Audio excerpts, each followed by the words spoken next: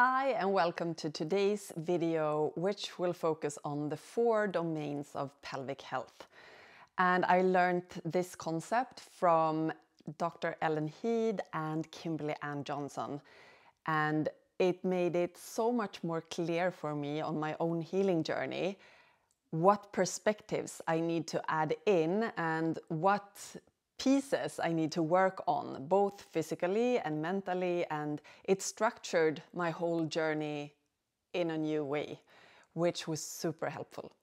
So the 4 domains of pelvic health is really about looking at these 4 domains, making sure they are optimized or balanced, that we give them some love and attention and exploration to see where is it the most fruitful to work.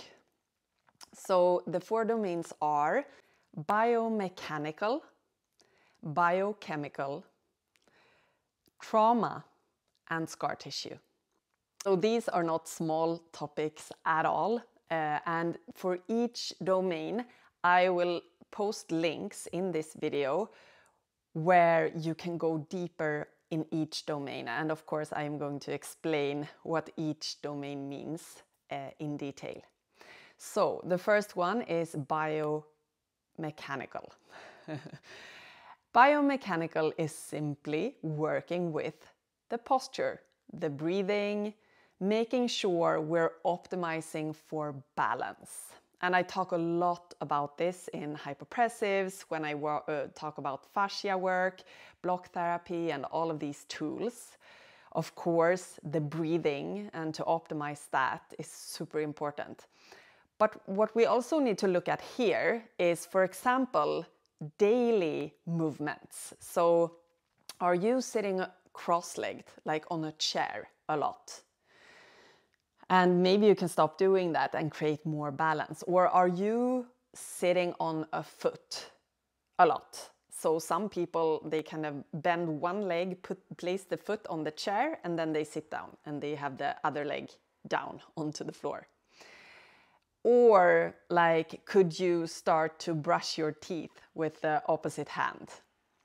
Like, can we start to even out patterns? And for example, sitting cross-legged on a chair is not great for the pelvis itself. But maybe it's super hard to stop for you.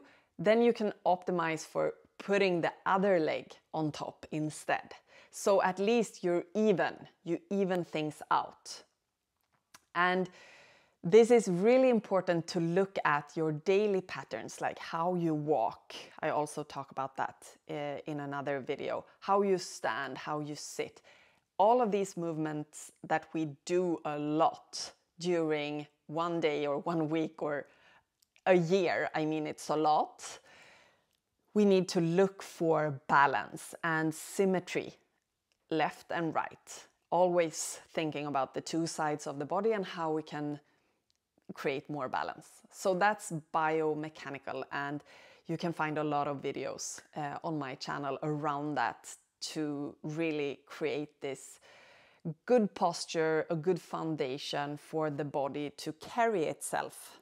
Next one, biochemical, is probably a little bit more complex. So many of us are carrying inflammation in the body, and probably the biggest reason for this is stress. Like, stress is huge. It's a huge factor when it comes to health. I think all of us knows that by now.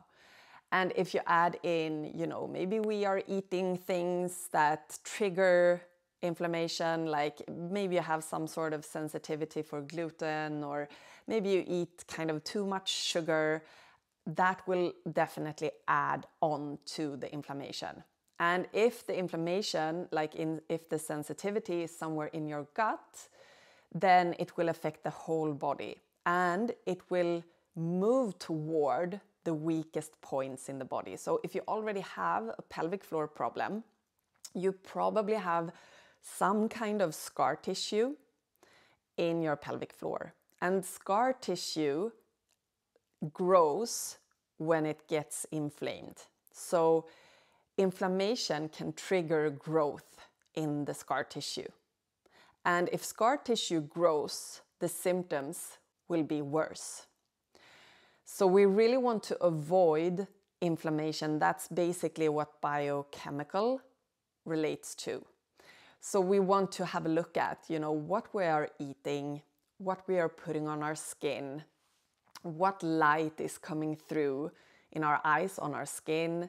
Like, for example, blue light, looking at the phone before you sleep is not great because it will create higher patterns of cortisol in the body, which creates stress in the nervous system, and so on. So it's really to take a look at the whole picture of the biochemical substances in our bodies and trying again to balance those out, to create more balance and a better platform for the body to heal. So again, you can also look at like when you wash your clothes, what kind of liquids or powders you're using, what do you put on your skin, makeup, maybe when you take your skincare routine, maybe that can consist of more natural or organic components. So it's really on a bigger scale, everything you surround yourself around that may come into the body. Also, as we know, plastic is everywhere, and make sure you don't have it like in your frying pan, and so on. So there are many perspectives to look at here, and I again have some videos. I will link to those so that you can more easily know where to start with that. Thirdly, we have trauma. Trauma is a big one, and all of these 4 domains, of course, affect each other. So if we carry trauma in the body, and it may even be a form of PTSD or something really heavy, like it has gone to a depression, that will also create more stress, and it will be related to the biochemical side of the 4 domains. So again, we need to take a look at the whole picture, and if you feel that you are triggered in ways that create stress in your daily life, you probably have some trauma resolving to do. And you can definitely do that with all the techniques on my channel, like breathing and affirmations, visualizations. I also have some somatic exercises for you to try out. And it may be that it's a great idea to go to a trauma therapist. And I highly recommend a somatic therapist, somatic experiencing therapist, where you work with the body. So do not go to a therapist just kind of talking and analyzing from here. You need to include the body in the work. Otherwise, the trauma will still be stuck in the fascia, in your system, in your nervous system, and you will still react and have those triggers day in and day out.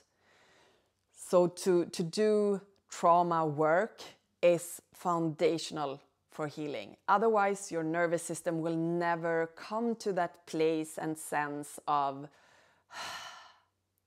I can heal.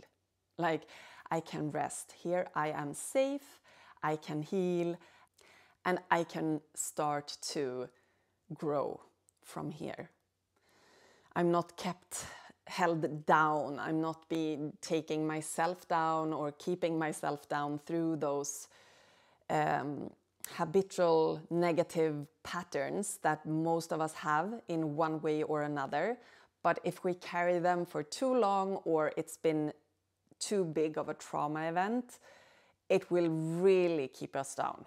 So we need to start to resolve those to help ourselves really grow into our full potential.